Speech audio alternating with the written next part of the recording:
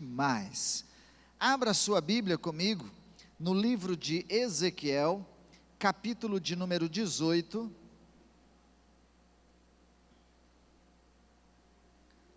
Ezequiel, capítulo de número 18.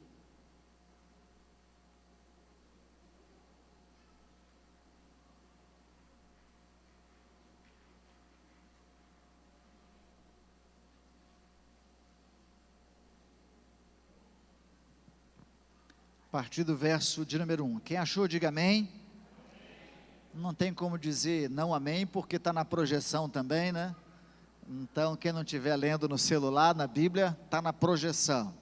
Não feche a sua Bíblia após a leitura, tá bom? Você pode acompanhar o texto seguidamente conosco. Não vamos ler todo o texto, mas eu quero que você nos acompanhe na sequência, à medida da pregação. Diz assim: esta palavra do Senhor veio a mim.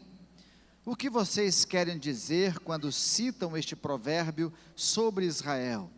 Os pais comem uvas verdes e os dentes dos filhos se embotam? Tão certo como eu vivo, declara o soberano Senhor, vocês não citarão mais esse provérbio em Israel. Pois todos me pertencem, tanto pai como filho me pertencem.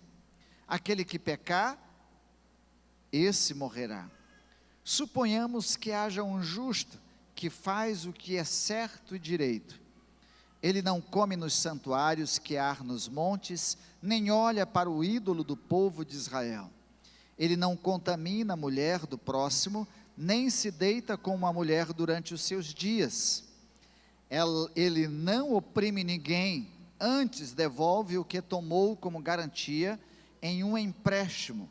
Não comete roubos, antes dar a sua comida aos famintos e fornece roupa aos despidos.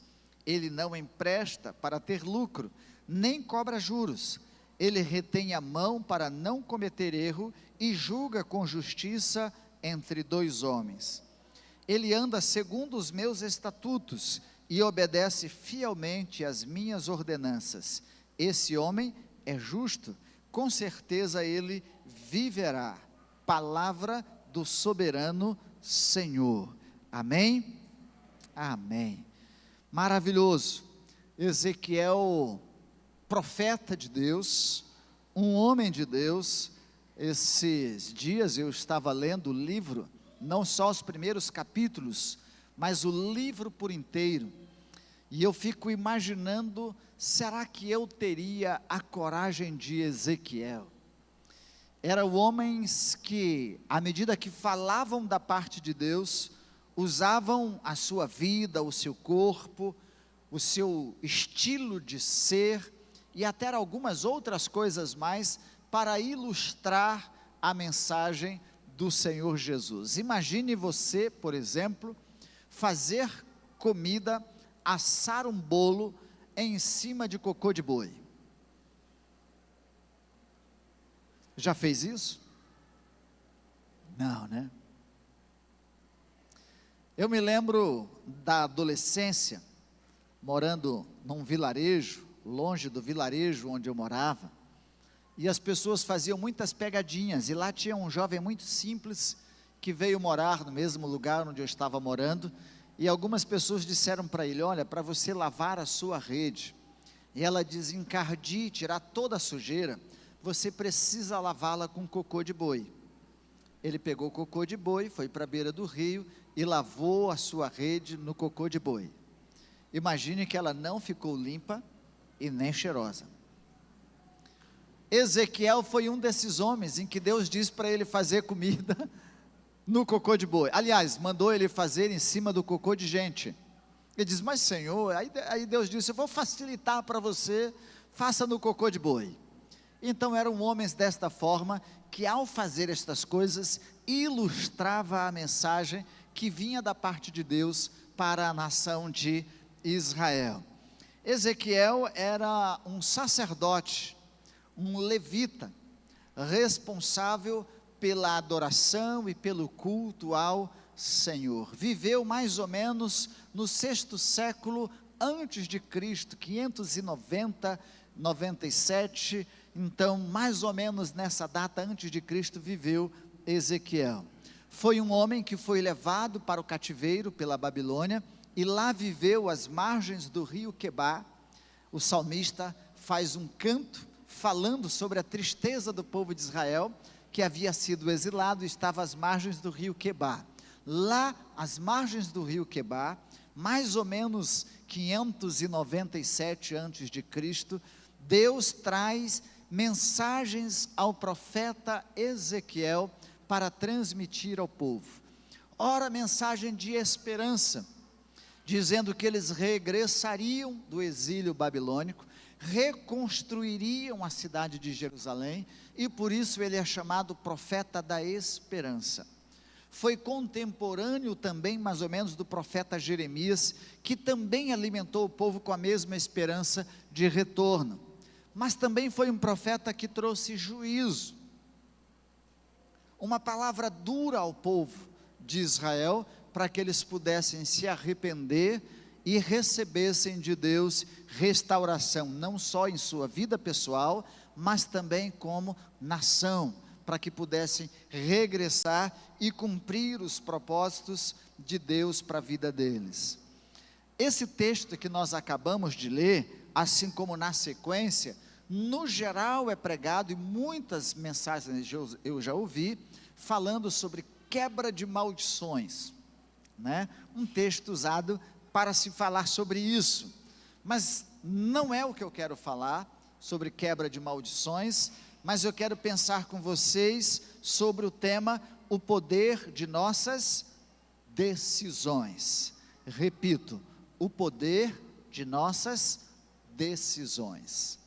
O provérbio que Ezequiel recebe e combate pela parte de Deus, da nação de Israel, era dizendo o seguinte: os filhos comem uvas verdes, e os pais ficam com os dentes embotados. Você já comeu uva verde? Você já comeu muito abacaxi durante um dia? De frio, e depois você sai lá fora e tenta dar um sorriso? Comer uvas verdes em grande quantidade, devido à sua astringência, os dentes ficam sensíveis, se perde o fluo do dente, e aqui nós temos uma ajudante, né, que trabalha como dentista também. Então aí quando você vai dar um sorriso, ou tomar uma água gelada, ou tomar uma água quente, você sente aquela dor horrível, que parece que vai cair o queixo, os dentes vão cair. Mais do que isso, eles não só ficavam sem um fluo do dente, mas por causa da desproteção, muito obrigado, princesa, obrigado, Clélia. Por causa da desproteção dos dentes, eles apodreciam facilmente, e eles perdiam os dentes, ficavam desdentados. Então você já sabe que não pode ficar comendo muita uva verde. Ora, eu não sabia disso, e quando eu vim de São Luís para Campo Grande, passei por São Paulo, e cheguei na casa dos meus irmãos em São Paulo, e eles quiseram me agradar. Lá no Maranhão eu comia peixe, camarão, essas coisas, mas raramente eu comia uma uva, por exemplo, era caro. Lá era muito caro, mas em São Paulo era barato. A esposa do meu irmão resolveu me agradar, foi na feira e comprou uma caixa inteira de uva e disse assim: olha, pode comer. Eu pensei que eu podia, era para comer a caixa inteira. Comi a caixa inteira de uva, e nem era verde. Quem disse que eu conseguia beber água depois? Dar um sorriso aberto no vento, doía tudo. Então, aqui, Ezequiel está dizendo: pode os filhos ficarem com os dentes embotados, estragados, doloridos, com dificuldades, porque os pais comeram uvas verdes? Esse era o ditado. Mas por que o ditado? Todo ditado tem um fundo de verdade, de crença. Então havia a crença no povo de Israel, porque eles tinham sido levados para o cativo na Babilônia, para o cativeiro na Babilônia.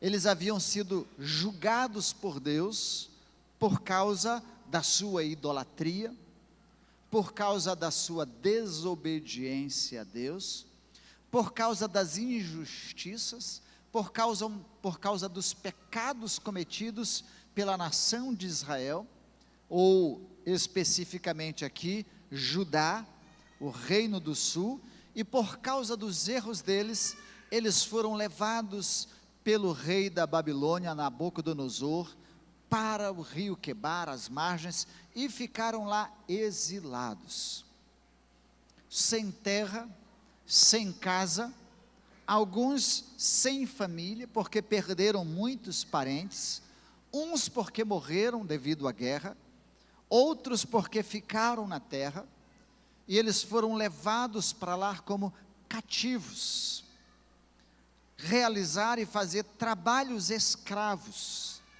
trabalhos subalternos, os mais humilhantes possíveis.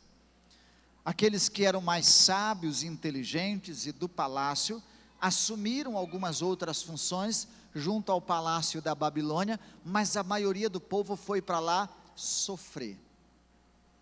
E o que eles diziam? Nós estamos sofrendo por causa do pecado dos nossos pais.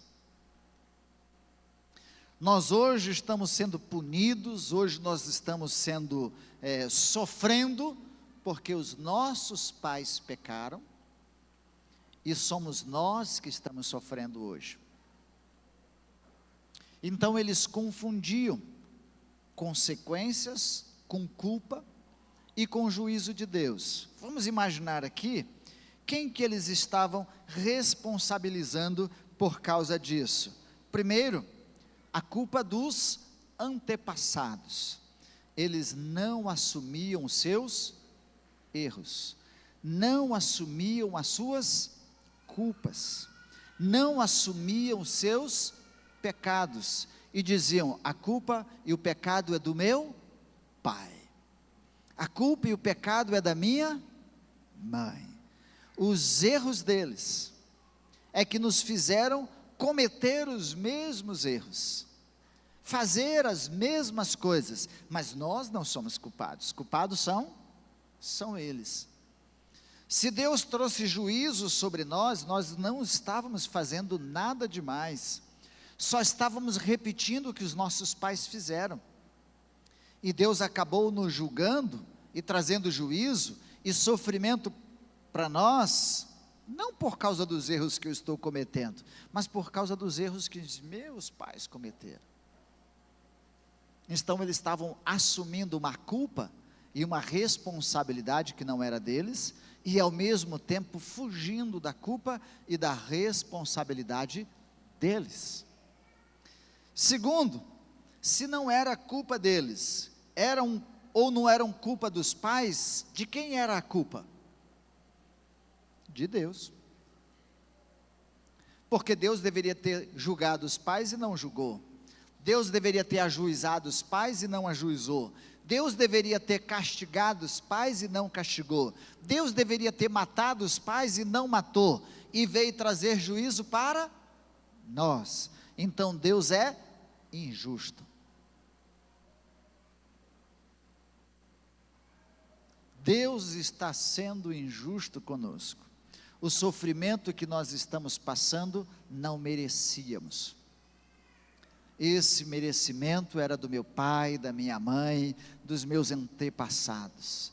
E aí nestas horas eles estavam culpando Abraão, Isaque, Jacó, José, todos os outros, Moisés, os juízes, todos os que viveram antes deles, Davi, Salomão, todos os reis que exerceram papel de liderança no reino de Israel e depois de Judá, todos esses eram os responsáveis, menos eles. menos eles.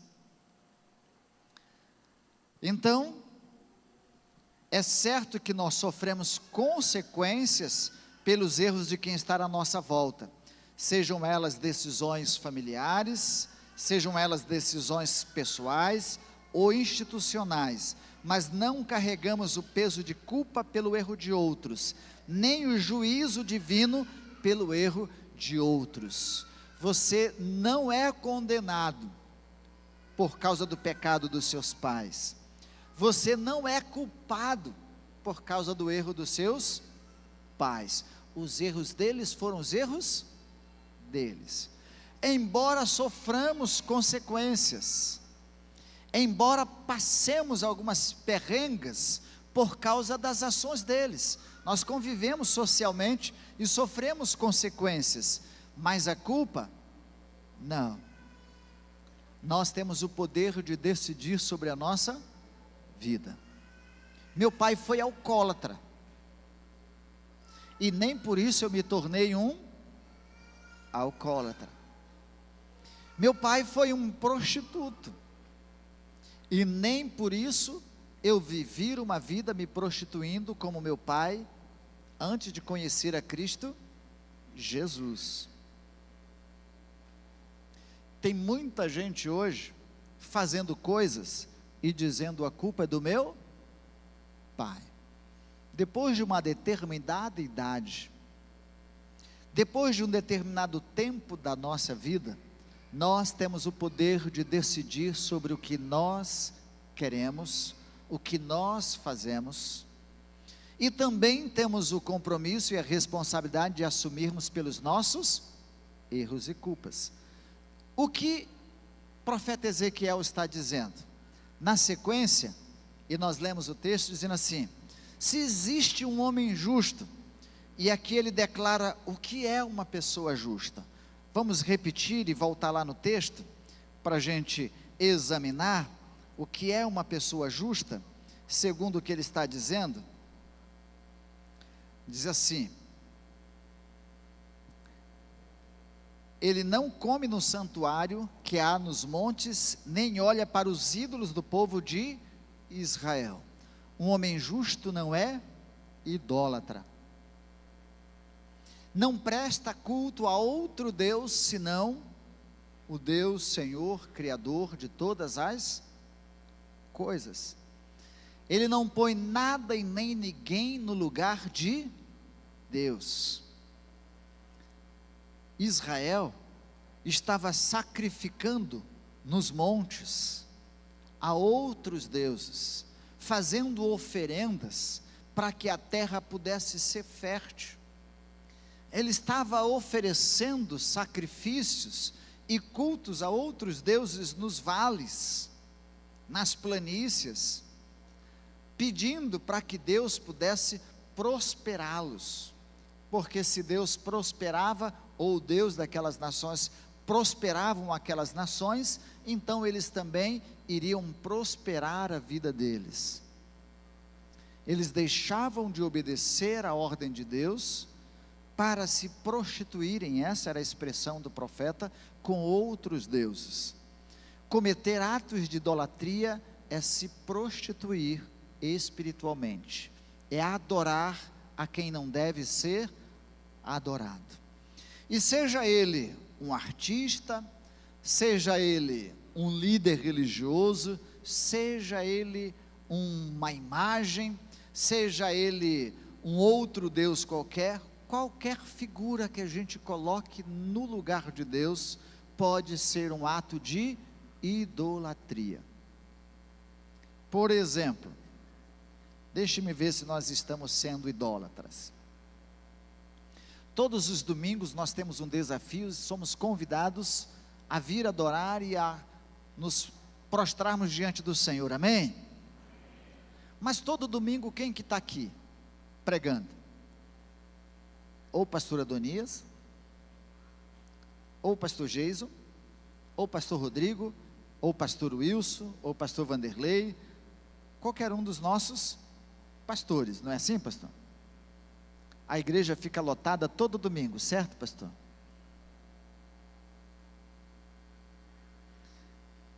Se eu convidasse para vir pregar David Leonardo, você viria porque você vem todo domingo? Ou você viria porque vem David Leonardo?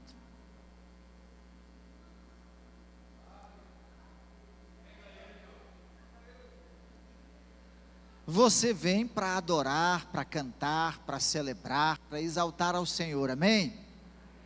Mas quem está cantando todo domingo aqui? Ou Danilo, ou a Kid, eu estou colocando os líderes. Quem está tocando guitarra aqui? O Fábio, a bateria o Gustavinho agora. Mas se eu convidasse o arcanjo, você viria por causa do arcanjo?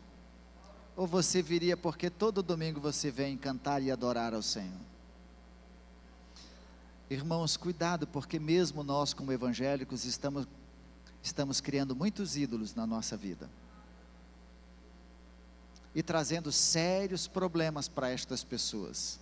Porque nós as estamos idolatrando, endeusando. E vamos por causa da pessoa, e não por causa da mensagem, ou por aquilo que nós vamos oferecer ao nosso Deus. E eu amo o arcanjo, ouço David Leonardo, não é nada disso. Não estou me desfazendo nem do ministério, nem da habilidade, e nem de nada do que eles fazem. Mas eu estou perguntando para que a gente sonde o nosso coração. Para que a gente sonde o nosso coração. Toda a mídia hoje, ela promove um artista até porque ela ganha com isso. Ela precisa tornar alguém de tempo em tempo famoso porque ela ganha com isso. A indústria musical e tudo mais ganha com isso. Então ela precisa revelar gente nova. E de tempo em tempo ela revela alguém, e esse alguém se torna famoso. Então nós acabamos ouvindo as pessoas pela fama que elas têm, pela divulgação da imagem da pessoa, muito mais do que pelo talento, ou pela habilidade, ou pelo dom que Deus lhe deu. E nós devemos examinar o nosso coração, porque se nós estamos criando ídolos, e nós estamos idolatrando pessoas ou coisas, então nós podemos cair no mesmo erro da nação de Israel. E ele perguntar aqui, olha, justo é quem não se prostra a nenhum dos ídolos das outras nações, ou do que as pessoas estejam dizendo serem ídolos. Então ser justo é não colocar ninguém, nada, nem coisas acima de Deus, ou no lugar de Deus, amém? Esse amém foi fraquinho, amém, irmãos? Oh, glória a Deus. Diz ainda o texto, ele não contamina a mulher do próximo, nem se deita como a mulher durante os dias, ou seus dias, aqui é de menstruação, é considerando a saúde feminina, considerando a saúde da mulher. Então, ele está dizendo, falando aqui da infidelidade conjugal, matrimonial, de que nós não devemos olhar, cobiçar, desejar, seduzir, nem o esposo, nem a esposa de ninguém, nem o namorado, nem a namorada de ninguém. Nós não devemos desejar e nos contaminar com estas coisas, e nem depreciar e desvalorizar a saúde da própria mulher. Aqui ele está falando dos dias, o que era uma regra comum para a nação de Israel. Esse cuidado da saúde, nós falamos bastante na semana passada. Ele continua dizendo, ele não oprime ninguém, antes devolve o que tomou como garantia de um empréstimo. Ele não oprime ninguém. Irmãos, eu tenho visto vídeos na internet, práticas de bullying que são assustadoras. adolescentes que levam outros para o canto na escola e chutam, e batem, e cospem, e falam palavras depreciativas, humilham. As pessoas ficam incapacitadas. Eu mesmo aqui na igreja canso de atender jovens e adolescentes que não querem retornar ao ambiente escolar, porque voltar para lá é terrível.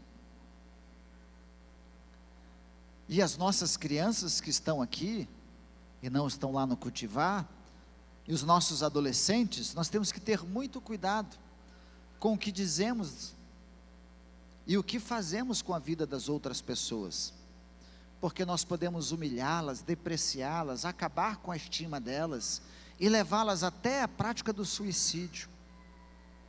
A rejeição, o preconceito, as indiferenças sociais que nós vivemos hoje, contaminam até a igreja de Cristo Jesus. Vocês sabem por que na igreja nós não chamamos o doutor, o fulano pelo seu título? Porque na igreja nós consideramos que todos nós somos filhos de Deus. E se somos filhos de Deus em Cristo Jesus, nós somos todos irmãos. E como irmãos, nós não queremos que o nosso irmão sofra, ou passe por humilhações, ou passe por situações que nós não queremos passar. Isso seja na vida da adolescência ou na vida adulta. No ambiente familiar, da mesma forma. Porque quantas e quantas vezes no ambiente familiar nós rejeitamos algumas pessoas que fazem parte da nossa família. Nós gostamos de algumas e odiamos outras. E porque nós odiamos ou não gostamos do jeito dele, do temperamento dele, da forma dele, nós depreciamos, rejeitamos e anulamos do nosso meio. E o texto diz que nós não oprimimos ninguém para sermos considerados pessoas justas.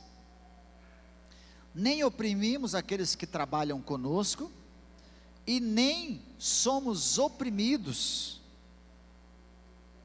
por aqueles que nos empregam. Então, opressão é algo que foge ao conceito de justo. Então, se uma pessoa respeita, vou usar a expressão sexo mais frágil, não, mais delicado, a mulher, se ele respeita, se ele não é idólatra, se ele não oprime ninguém, por que ele vai ser castigado por Deus? Ele pode sofrer consequências, danos da vida social, mas culpa ele não vai carregar. O apóstolo João, escrevendo a sua carta, quando ele fala sobre a confissão dos nossos pecados, ele fala da nossa consciência. Se não há nada que pese, e aí a luz da palavra de Deus, não só a consciência humana, mas a luz da palavra de Deus, se não há culpa, para que carregar culpa? E é bom que o perdão de Deus nos livra de todo o peso e de toda a culpa. Por outro lado, o que Ezequiel está dizendo é o seguinte: vocês acham que os pais de vocês fizeram essas coisas e vocês não fizeram? Ele está dizendo, não, vocês é que fizeram todas estas coisas, vocês estavam praticando todas estas coisas, e é por isso que vocês sofreram devido juízo. A expressão é: aquele que pecar, morrerá. Nós sofremos as consequências dos nossos erros e das nossas decisões. Então podemos ser uma pessoa justa, uma pessoa injusta. Ele continua dizendo: devolve o que tomou como garantia em um empréstimo. Você emprestou de alguém? Pague. Devolva. Você emprestou para alguém, a sequência do texto seguinte, não fique cobrando juros, usura. Hoje o mal do Brasil é o juro alto. Os nossos maiores agiotas são os bancos, são as agências financeiras que nos quebram. Você paga mais de 15% de juros no cartão de crédito, mais de 20% no crédito especial, e se empresta de um agiota, corre o risco de ser espancado, ou da sua casa ser levado os seus bens. Então, quantas pessoas estamos vendo aí sofrendo por causa do juro excessivo, que gera pobreza, que gera miséria? Estamos vendo o escândalo do Banco Master, não é? Os escândalos financeiros, as usurpações que acontecem, as injustiças. Continua o texto dizendo: não comete roubos, antes dar a sua comida aos famintos e fornece roupa aos despidos. Existe uma diferença no direito entre roubo e furto, você sabe qual é. Roubo é aquele que age com violência, que usa uma arma, que mata alguém. As pessoas estão perdendo a sua vida por causa de um iPhone, por causa de um celular, por causa de um tênis, por causa de uma bicicleta, ou simplesmente por qualquer receio e medo. Nas bocas, eu me lembro, faz anos, mas eu me lembro, uma vez eu fazendo uma visita na casa do Gustavo, faz muitos anos isso, Gustavo, e eu chegando na esquina, quase chegando na casa do Gustavo, ele era solteiro, morava com pai e mãe, eu vi uma pessoa espancando a outra com um capacete, arrebentando a cara dele, por dívida de droga, por causa de R$100, de R$50, algumas pessoas perdem a sua vida, por causa de R$200 eles perdem a sua vida. Então, ou furto, pegar alguma coisa de alguém, tirar alguma coisa de alguém. Então, se você, criança, jovem, adolescente, adulto, tem a mania de pegar o que não é seu, não pegue. Você vai na casa do amiguinho, tem um brinquedo, você gostou muito, você queria um daquele, você não tem, você pega, esconde e leva para casa. Não faça isso, isso é furto, isso é tirar de alguém, é tirar de uma pessoa e levar para si o que não lhe pertence, nem dinheiro, nem brinquedo, nem roupa, nem nada, nem coisa alguma. Lá no seu serviço, você está trabalhando, alguém esqueceu o celular, você olhou, deu bobeira, perdeu, mané, levou. Não faça isso. Seu patrão mandou você comprar e devolver o troco, devolva o troco, não fique com nada que não seja seu.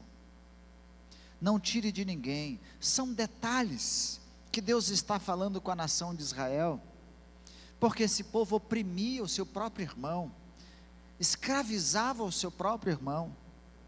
Então, irmãos, nós não podemos fazer esse tipo de coisa. Estar alguém passando fome, passando necessidade, dê comida. De vez em quando, e não é para me envaidecer, de vez em quando eu como em alguns lugares, porque eu sei que lá vai passar alguém pedindo, dá um troco aí para eu comprar. Eu não dou o dinheiro, raramente faço isso, mas eu digo, quer sentar comigo? Senta à mesa, pode pegar o seu prato lá e nós vamos comer juntos. Eles com vergonha não querem. Não, posso fazer a marmita, posso levar. Alguns até dizem, minha esposa está ali na esquina me esperando, meu filho está ali, eu preciso dividir a comida com eles. Então, se você pode, não faz mal dividir o seu pão com quem passa fome e necessidade. Estar alguém despido, não tem roupa, dê também, faça isso. A população de rua de Campo Grande e das capitais brasileiras e dos interiores tem crescido muito. É claro que muitos deles foram por suas próprias escolhas e suas decisões. A maioria deles não querem ser levados para nenhuma casa de recuperação, nenhuma casa de abrigo, nenhum lugar. Eles preferem viver na rua para ter a liberdade de fazerem o que querem, de usarem o que querem e de outras coisas mais. E por causa disso, também acabam cometendo furtos e roubos e atos de violência, de prostituição, de abusos e de tantas outras coisas. Oremos, mas ser justo é ser piedoso também. Se fôssemos uma nação justa e piedosa, íntegra e honesta, nós não estaríamos passando tantas necessidades e dificuldades. Nós podemos dizer assim: a culpa é do fulano, a culpa é do cicrano, a culpa é do governador, a culpa é da prefeita, a culpa é do deputado, a culpa é nossa. E se um dia tivermos que sermos ajuizados como nação brasileira, o seremos, porque os erros são todos nossos. Nossas injustiças, nossa mania de não fazer o que é certo, traz o juízo de Deus sobre nossas vidas. Você não precisa ser alcoólatra porque seu pai foi, e nem se sentir culpado porque ele foi, e nem achar que Deus vai trazer o juízo e te condenar por causa disso. Você não vai perder a salvação porque a sua família fazia coisa errada. Mas a sequência do texto de Ezequiel vai dizer: porém, se alguém que for injusto e cometer o contrário de tudo isso que nós acabamos de ver aqui, ele sofrerá o juízo, ele morrerá. E é interessante porque Ezequiel vai dando detalhes. Mas se o filho de alguém que é justo e nunca cometeu o erro, cometer os erros, então o filho sofrerá as consequências e o juízo por causa dos seus erros. O seu pai, embora vá sofrer, mas ele não vai ter a culpa por causa dos seus erros, e nem vai perder a graça de Deus por causa dos seus erros, mas você sofrerá por causa disso. E ele continua dizendo: mas e se um justo, que praticou justiça durante muito tempo da sua vida, se desviar e começar a fazer coisas erradas, então o que acontece? Ele disse: assim como nós vamos sofrer as consequências por causa dos nossos erros, e Deus, e aí depois a gente fala mais, ele vai dizer: o justo não acumula bondade, porque você foi uma pessoa boa até hoje, e amanhã você vai começar a fazer tudo de errado, e Deus vai considerar tudo o que você fez de bom na sua vida. Deus disse que não é assim. E aí Deus traz a mensagem final para a nação de Israel, porque o que ele queria na verdade é que o povo se arrependesse. Então quem tem praticado as injustiças e feito coisas erradas, o que tem que fazer? Arrependa-se. Mude, tome decisões acertadas, escolhas acertadas, faça o que é justo, faça o que é certo e você viverá. Mas se você é injusto e tem feito tudo de errado, praticado todas as coisas erradas, então você sofrerá por causa das coisas que você tem feito, pelas escolhas que você tem feito, pelas decisões que você tem tomado. Então, diz o texto: a alma que pecar esta, morrerá. Mas se você praticou todas as coisas erradas na sequência do texto, e se arrependeu, e começou a fazer tudo certo, Deus está dizendo aqui no texto, que não tem prazer na morte do ímpio, não tem prazer na morte do pecador. Se ele se arrependeu, Deus vai perdoar e não se lembrar das suas obras mais antigamente. Ele vai se esquecer de tudo que você fez de errado. O que vai valer é o que você passou a fazer de certo daqui para frente. Então, enquanto você está fazendo a coisa certa, você receberá da graça, da bondade de Deus, da vida de Deus. Mas pastores, se desviar e se afastar, aqui é o livro de Ezequiel, eu não estou falando a respeito da salvação, mas se você se desviar e começar a fazer tudo de errado, apesar de ter feito tudo justo, tudo que você fez de bom também, Deus também disse que Ele não fica guardando na memória. Agora, as coisas erradas que você passou a fazer, isso é que vai valer. E por causa dos seus erros, você sofrerá as consequências. Olha, eu vou ilustrar isso com a minha própria vida.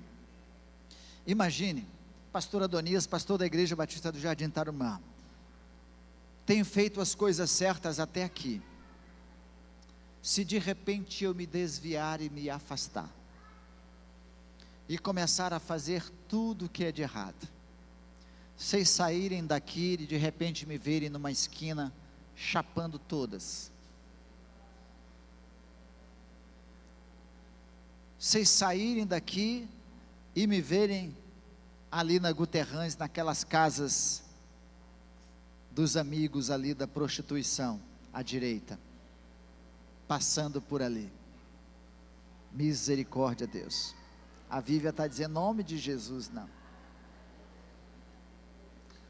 Que procurei ser correto até aqui, de repente eu começo a pegar emprestado o dinheiro do pastor Wilson, começo a pegar emprestado o dinheiro do Bochecha, do Eudimiro, e não pago ninguém, dou calote em todos eles. E vou com minha lábia dizendo, eu estou passando algumas dificuldades, e saio pegando dinheiro por aí e não pago ninguém.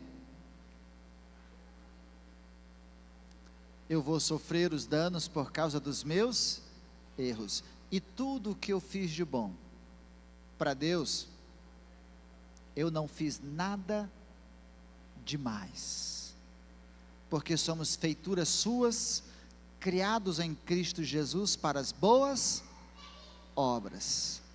O que eu fiz era de uma pessoa justa.